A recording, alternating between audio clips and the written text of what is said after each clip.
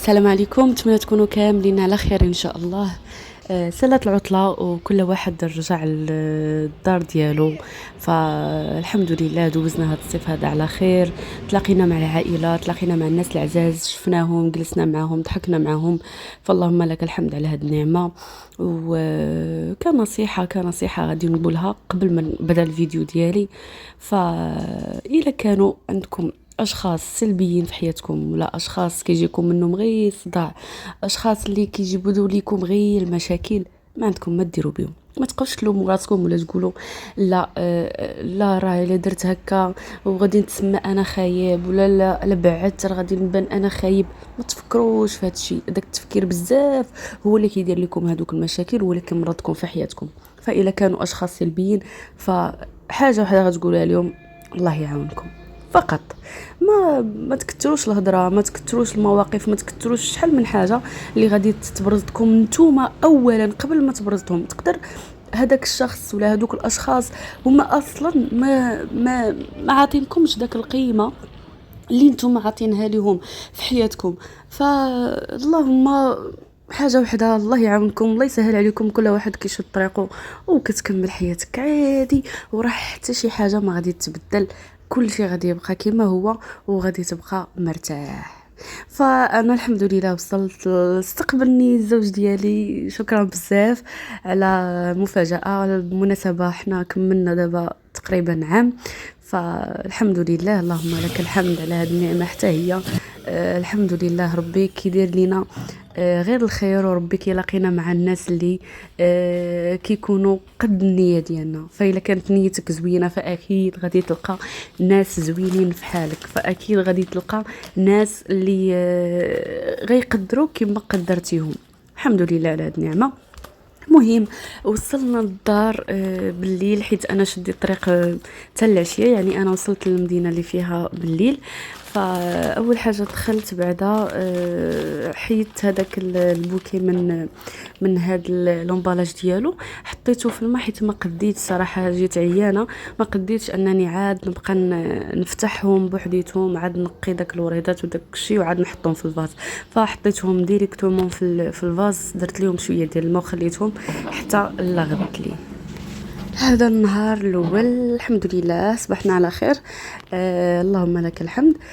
توكلت على الله. اول حاجه كنبدا بها دائما، بما انني كنت جيت في الليل فما قدرتش انني نغير الفراش، فدائما كنبدا هكذا، يعني كنفيق كنحيد الغلاف ديال الناموسيه، كندير فراش نقي، وداك الساعه كنغسل هذاك الشيء اللي كان وكنخليه حتى هو في بلاصه ديالو حتى هو نقي. يعني ما نبغي نبدلو راه غادي نلقاه ديجا كاين واجد.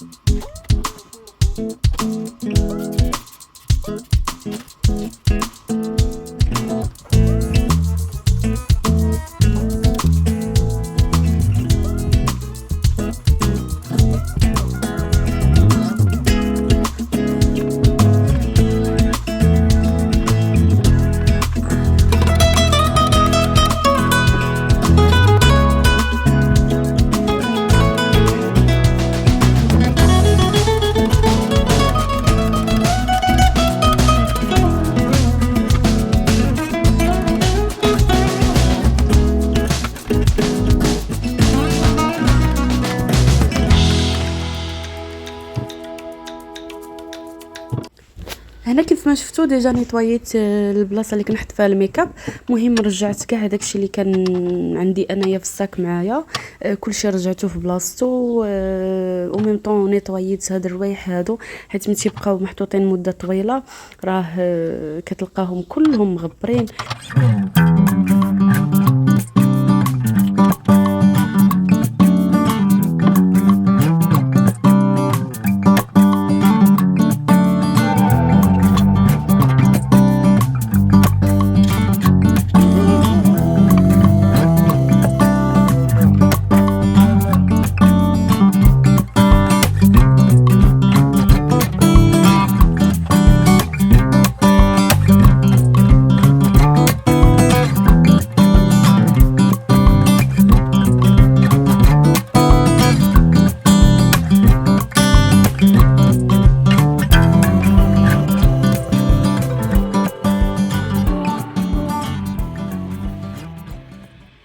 هاد المرحله هادي ما كتساليش عند كل سيده في الدار ديالها، فالكوزينه ما كنساليوش منها.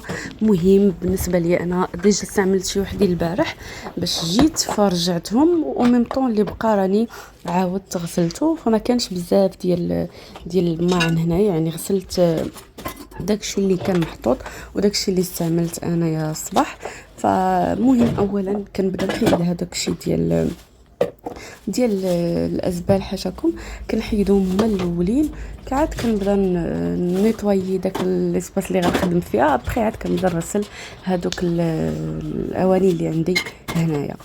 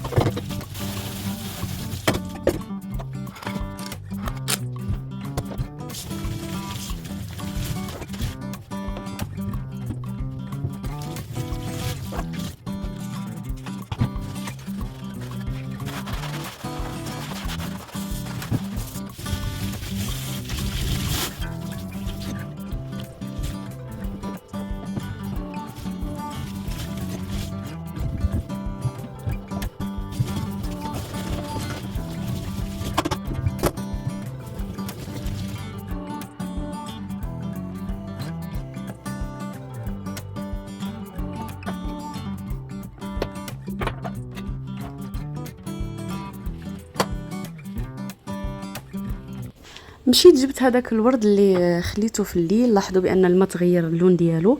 مهم غسلتها ودرت ماء اخر جديد.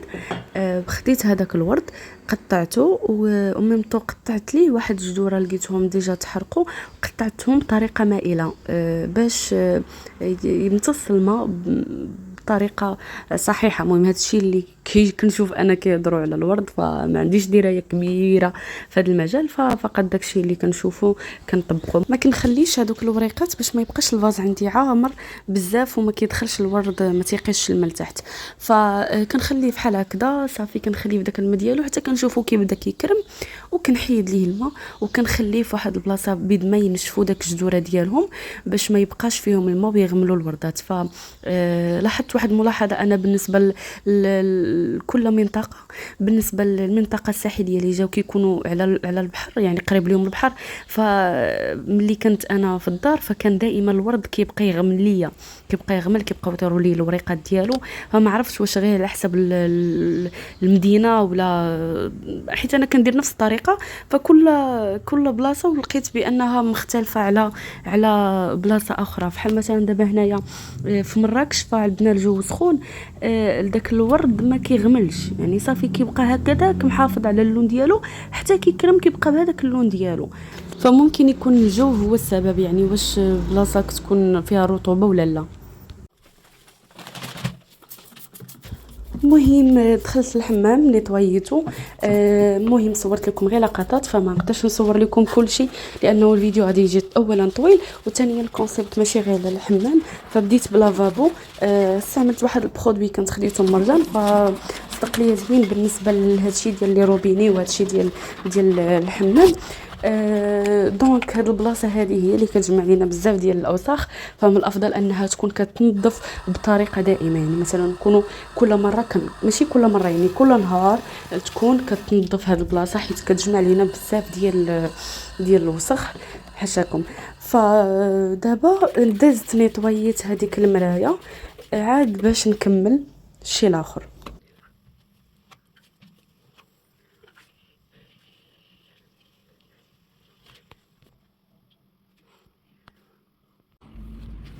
مهم اخر حاجه كملت بها هما جمعت كاع هذوك الحوايج اللي كان خاصهم الصابون، سواء اللي جبت معايا سواء اللي كانوا هنايا في الدار.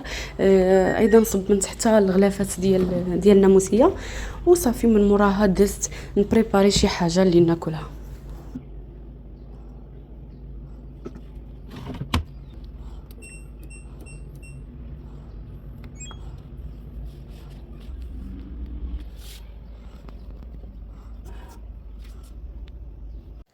دابا صافي ساليت الشغال ديالي. المهم خديت الدوش ديالي ودزت نوجد شي حاجه ناكلها بالزربه. من بعد ما كتكون دوزتي نهار كامل في الشقه فكتعيا ضروري ما كتقلب على شي حاجه اللي كتكون سهله.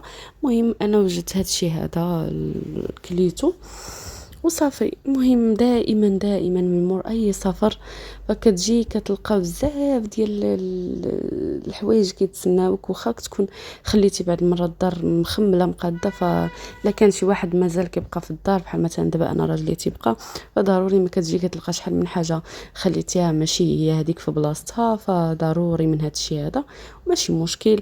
فمنه تعاود تحس براسك بانك كتدخل طاقه جديده للدار، كتنقيها كتردها كيما بغيتي، ومن بعد داك الساعه عاد يمكن لك ترتاح، فماشي مشكل.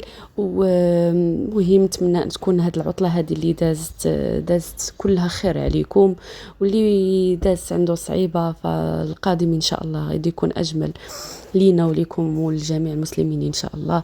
شكرا لكم بزاف على المشاهده، وشكرا لكم على المسانده ايضا اللي كتخليوها ليا، وشكرا لكم على الكومنتيرات الزوينين اللي كتخليوهم دائما. وكنتمنى هاد بداية الدخول المدرسي هذه تكون بداية جميلة لوليداتكم، وتكون إن شاء الله كلها توفيق وكلها نجاح كلها فلاح إن شاء الله يا ربي. والله يعاونكم عليهم والله يعاونهم تاهم على الدراسة ديالهم. ونتمنى يلقاكم هاد الفيديو إن شاء الله بأحسن حال. نتلاقاو إن شاء الله في فيديو آخر. مع السلامة.